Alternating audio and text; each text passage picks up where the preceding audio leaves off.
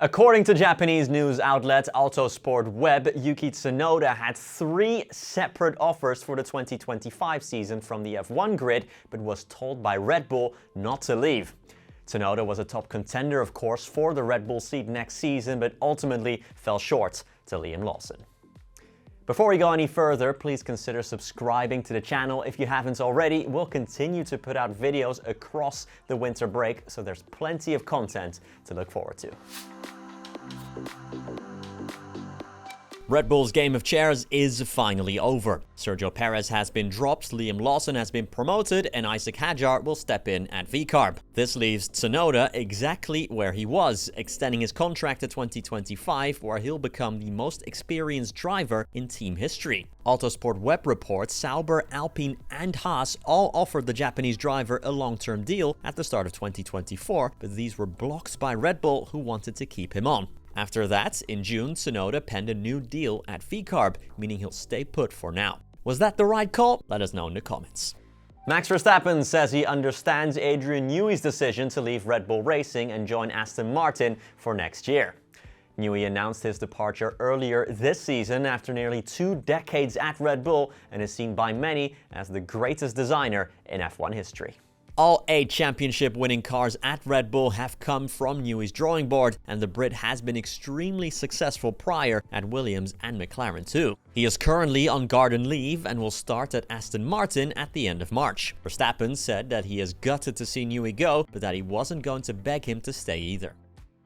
Quote, at one point he had other projects within the team, and I must say that it was not a one-man team. There are a lot of other engineers still involved. It was, however, nice to have someone on the team for when you had questions or ideas, or he came up with ideas and you were able to exchange them. I think that's why it was still important for Adrian to be there. I understand his choice, and then I'm not someone who's going to beg him to stay. If you want to go, you have to go.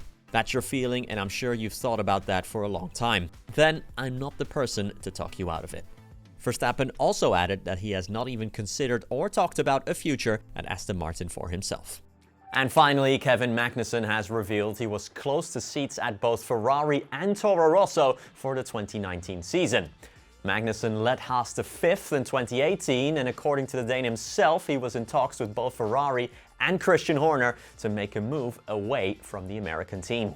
Magnussen has just retired from F1 for a second time, the first one being at the end of 2020 when Mick Schumacher and Nikita Mazepin stepped in. K-Mag was parachuted in again when Mazepin was axed at the start of 2022, but never recaptured that 2018 magic when he impressed so much that some of the top teams came knocking.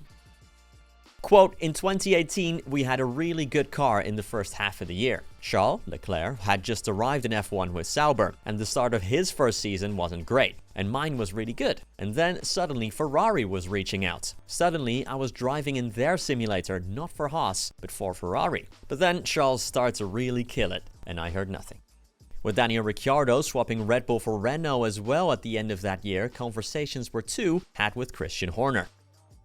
Quote, and after that season, Daniel left Red Bull, and I remember my management speaking to Christian Horner because, of course, everyone was talking about the Red Bull seat. And Christian said, look, there's nothing at Red Bull, but we can talk about Toro Rosso. And I said, no, let's not do that, which I probably should have done. It was Gasly who took that Red Bull seat. Alex Albon was promoted from F2 to Toro Rosso, and then Gasly didn't do a good job, and Albon came in. So, you know, the guy who got that Toro Rosso seat ended up at Red Bull. So that's it from me for today. Wow, Magnussen at Ferrari with Sebastian Vettel. Can you imagine?